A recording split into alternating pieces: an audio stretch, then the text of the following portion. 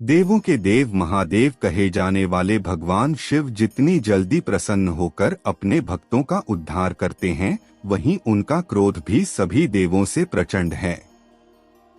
जहां सभी देवों को प्रसन्न करने के लिए बड़े बड़े अनुष्ठान किए जाते हैं, वहीं भगवान शिव शिवलिंग पर जल चढ़ाने मात्र से प्रसन्न होकर अपने भक्तों का कल्याण करते हैं।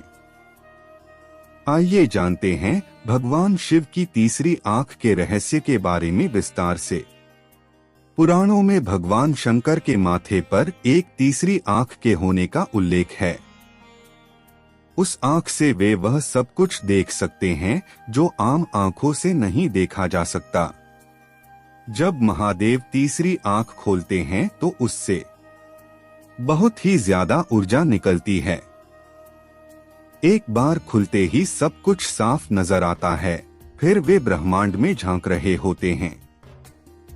ऐसी स्थिति में वे कॉस्मिक फ्रीक्वेंसी या ब्रह्मांडीय आवृत्ति से जुड़े होते हैं। तब वे कहीं भी देख सकते हैं और किसी से भी प्रत्यक्ष संपर्क स्थापित कर सकते हैं। भगवान शिव की तीसरी आंख को प्रलय कहा गया है। ऐसी मान्यता है कि एक दिन भगवान शिव की तीसरी आंख से निकलने वाली क्रोध अग्नि इस धरती के विनाश का कारण बनेगी। शिव जी के तीनों नेत्र अलग अलग गुण रखते हैं, जिसमें दाएं नेत्र सत्वगुण और बाएं नेत्र रजोगुण और तीसरे नेत्र में तमोगुण का वास है। भगवान शिव ही एक ऐसे देव हैं जिनकी तीसरी आंख उनके ललाट पर दिखाई देती है, जिसके कारण इन्हें त्रिनेत्रधारी भी कहा जाता है। जिनमें एक आंख में चंद्रमा और दूसरी में सूर्य का वास है और तीसरी आंख को विवेक माना गया है। शिवजी के मस्तक पर दोनों भौहों के मध्य विराजमान उनका तीसरा नेत्र उनकी एक विशिष्ट पहचान बनाता है। माना जाता है कि शिव का तीसरा चक्षु आज्ञाचक्र पर स्थित है। आज्ञाचक्र ही विवेक बुद्धि का स्रोत है। तृतीय नेत्र खुल जाने पर सामान्य बीज रूपी मनुष्य की संभावनाएं वट वृक्ष का आकार ले लेती हैं।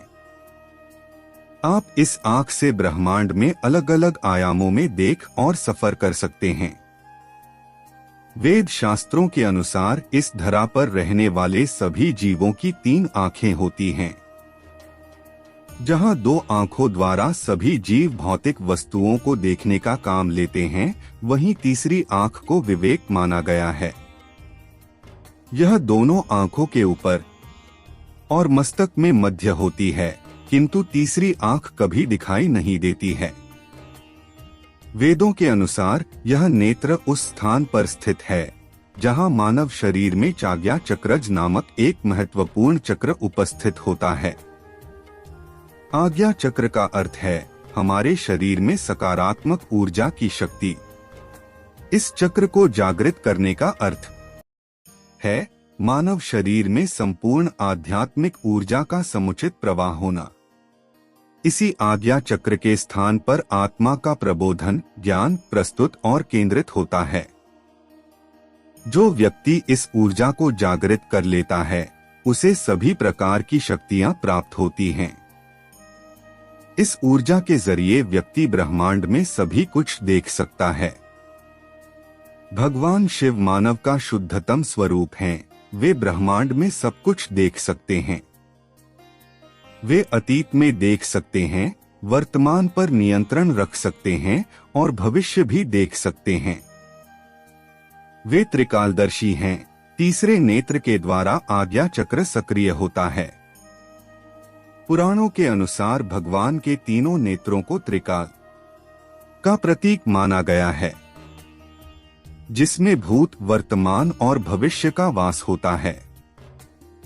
स्वर्गलोक, मृत्युलोक और पाताल लोक भी इन्हीं तीनों नेत्रों के प्रतीक हैं। भगवान शिव ही एक ऐसे देव हैं जिन्हें तीनों लोकों का स्वामी कहा गया है। धर्म ग्रंथों में भगवान शिव की तीसरी आंख से जुड़ी एक कथा प्रचलित है, जिसमें प्रणय के देवता कामदेव अपनी क्रीड़ाओं के द्वारा शिव जी की तपस्या भंग करने का प्रयास करते हैं। और जैसे ही शिवजी तपस्या भंग होती है, शिवजी क्रोधित हो अपने तीसरे नेत्र की अग्नि से कामदेव को भस्म कर देते हैं। यह कथा मनुष्य जीवन के लिए प्रेरणा का स्रोत भी है। कामदेव का वास प्रत्येक मनुष्य के अंदर होता है। उसे अपने विवेक और बुद्धि द्वारा मन में उठने वाले क्रोध और अवांछित काम वासना को शांत करना चाहिए। मस्तिष्क के दो भागों के बीच एक पीनियल ग्लैंड होती है। तीसरी आंख इसी को दर्शाती है। इसका काम है एक हार्मोन्स को छोड़ना जिसे मेलाटोनिन हार्मोन कहते हैं, जो सोने और जागने के घटना चक्र का संचालन करता है। जर्मन वैज्ञानिकों का ऐसा मत है कि इस तीसरे नेत्र के द्वारा दिशा ज्ञान भी होता है। इसमें पाया जाने वाला हार्मोन्स मेलाटोनिन मनुष्य की मानसिक उदासी से संबंधित है। अनेकानेक मनोविकारों एवं मानसिक गुणों का संबंध यहाँ स्रावित हार्मोन स्रावों से है। यह ग्रंथि लाइट सेंसिटिव है, इसलिए काफी हद तक इसे तीसरी आंख भी कहा जाता है। आप भले ही अंधे हो जाएं, लेकिन आपको लाइट का चमकना जरूर दिखाई देगा, जो इसी पीनियल ग्लैंड के कारण है। यदि आप लाइट का चमकना देख सकते हैं, तो फिर आप सब कुछ देखने की क्षमता रखते हैं। यही वो पीनियल ग्लैंड है जो ब्रह्मांड में झांकने का माध्यम है। इसके जागृत हो जाने पर ही कहते हैं कि व्यक्ति के ज्ञान चक्षु खुल गए, उसे निर्वाण प्राप्त हो गया, या वह अब प्रकृति के बंधन से मुक्ति होकर सब कुछ करने के लिए स्वतंत्र है। इसके जागृत होने को ही कहते हैं कि अब व्यक्ति के पास दिव्य नेत्र है। नमस्कार दोस्तों, आपका हमारे चैनल धर्मगुरु पर बहुत बहुत स्वागत है। इसी तरह की और इंटरेस्टिंग वीडियोस देखने के लिए हमारे चैनल को सब्सक्राइब करें और बेल आइकन दबाकर हमसे जुड़ें। धन्यवाद।